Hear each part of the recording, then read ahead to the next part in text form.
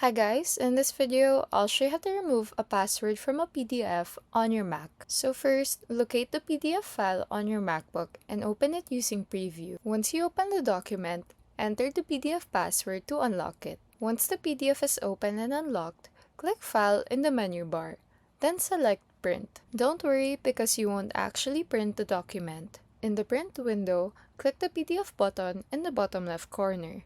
Then select Save as PDF. Choose a file name and location for the new PDF. Make sure that you don't add a new password when saving. Then click Save. Navigate to the newly saved PDF and open it. If everything worked correctly, the PDF should open without asking for a password.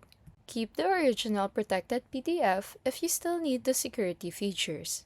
And use the new copy only when password protection is no longer necessary. And that's how to remove a password from a PDF on your MacBook. If this video helped you, leave a like and subscribe for more easy MacBook tutorials.